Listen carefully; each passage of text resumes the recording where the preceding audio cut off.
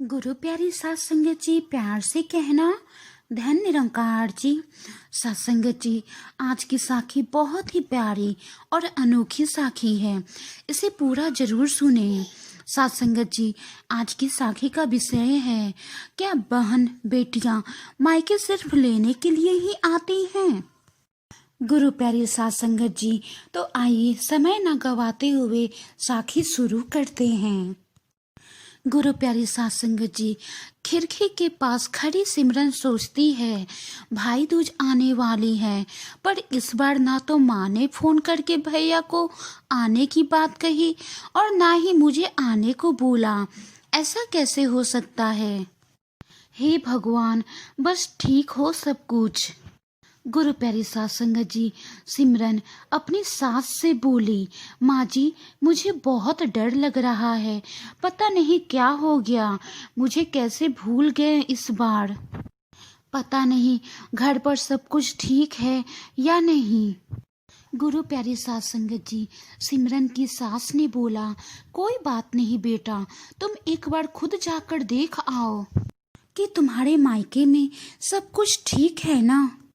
गुरु प्यारी सास संगत जी, सिमरन अपनी सास से आज्ञा लेकर अपने पति के साथ मायके आती है।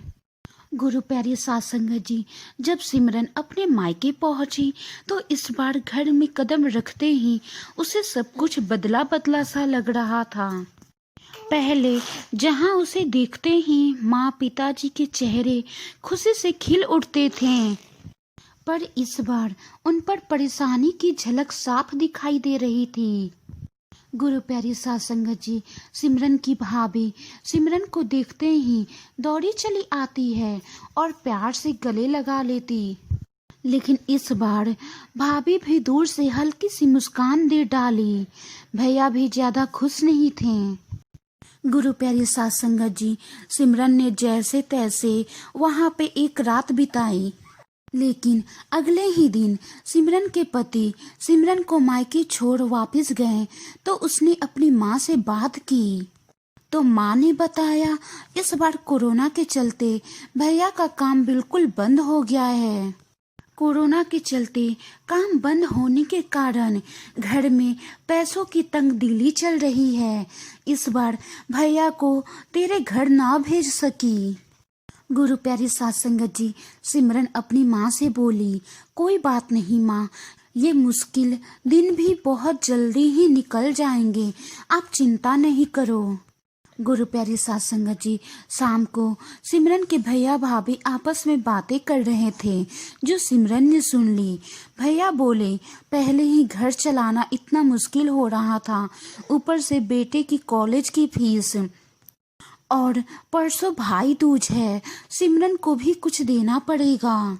फिर भाभी बोली, कोई बात नहीं, आप चिंता नहीं करो, ये मेरी चूड़ियाँ बहुत पुरानी हो गई है, इन्हें बेचकर जो पैसे आएंगे उससे सिमरन दीदी को त्योहार भी दे देंगे और बेटे की कॉलेज की फीस भी भर देंगे। गुरु प्यारी सास संगत जी, सिमरन को ये सब सुनकर बहुत ही बुरा लगा। वो भैया भाभी के पास अंदर कमरे में गई और बोली, भैया भाभी, ये आप दोनों क्या कह रहे हैं? क्या मैं आपको यहाँ तंग करके कुछ लेने के लिए आती हूँ? ये बोलकर सिमरन अपने कमरे में आ जाती है। गुरु प्यारी सास संगत जी, तभी सिमरन को याद आता है कि उसने अपनी शादी से कुछ समय पहले जब वो नौकरी करती थी तो बड़े शौक से अपनी पहली तनख्वाह लाकर पापा को दी। तो पापा ने कहा, अपने पास ही रख ले बेटा, मुश्किल वक्त में ये पैसे काम आएंगे। उसके बाद सिमरन हर महीने अपनी तनख्वाह बैंक में जमा करवा देती थी और शादी के बाद जब भी सिमरन मायके आती तो माँ उसे पैसा निकलवाने को कहती कि अपने पैसे निकाल कर अपने पास रख ले, तो सिमरन हर बार कहती, अभी मुझे जरूरत नहीं है। गुरु प्यारी सास संगत जी, पर आज उन पैसों की सिमरन के परिवार की जरूरत थी। सिमरन अगले ही दिन सुबह होते ही भतीजे को साथ लेकर बैंक जाती है और सारे पैसे निकलवा कर पहले भतीजे की कॉलेज की फीस जमा करवाती है और फिर घर का जरूरी सामान खरीद घर वापस आती है। अगले दिन जब भैया का टीका कर दिए तो भैया बड़ी आंखों से उसके हाथ में 100 का नोट रखते हैं। सिमरन मना करने लगती है तो भैया बोलते हैं, ये तो शगुन है पगली, मना मत करना। गुरु प्यारी सास संगत जी, सिमरन बोली, भैया बेटियां मायके शगुन के नाम पर कुछ लेने नहीं बल्कि अपने माँ बाप की अच्छी सेहत की कामना करने, भैया भाभी को माँ बाप की सेवा करते देख ढेरों दुआएं देने, बड़े होते भतीजे भतीजियों की नज़र उतारने आती है। जितनी बार लड़कियां मायके की दहलीज पार करती हैं, ईश्वर से उस दहलीज की सलामती की दुआएं मांगती हैं। जब मुझे देख माँ पापा के चेहरों पर रौनक आ जाती है, भाभी दौड़कर गले लगाती हैं, तो मुझे मेरा शगुन मिल जाता है। गुरु प्यारी सात संगत जी, अगले दिन सिमरन मायके से विदा लेकर ससुराल जाने के लिए जैसे ही दहलीज पार करती है तो भैया का फ़ोन बजता है। उन्हें अपने व्यापार के लिए बहुत बड़ा ऑर्डर मिलता है और वे सोचते हैं सचमुच बहनें कुछ लेने नहीं बल्कि बहुत कुछ देने आती हैं मायके, और उनकी आंखों से खुशी के आंसू बहने लगते हैं। गुरु प्यारे सात संगत जी, सचमुच बहन बेटियां मायके कुछ लेने नहीं बल्कि अपनी बेशकीमती दुआएं देने आती हैं। जब वे घर की दहलीज पार कर अंदर आती हैं तो बरकत भी अपने आप चली आती है। हर बहन बेटी के दिल की तमन्ना होती है कि उनका मायका हमेशा खुशहाल रहे और तरक्की करे। मायके की खुशहाली देख उनके अंदर एक अलग ही ताकत बढ़ जाती है जिससे ससुराल में आने वाली मुश्किलों का डटकर सामना कर पाती हैं। बहन बेटियां मायके का एक अटूट हिस्सा होती हैं।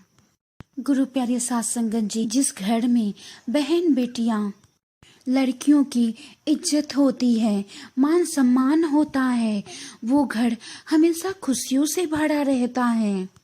उस घर में हमेशा बरकत होती रहती है। उस घर में लक्ष्मी की कमी कभी हो ही नहीं सकती।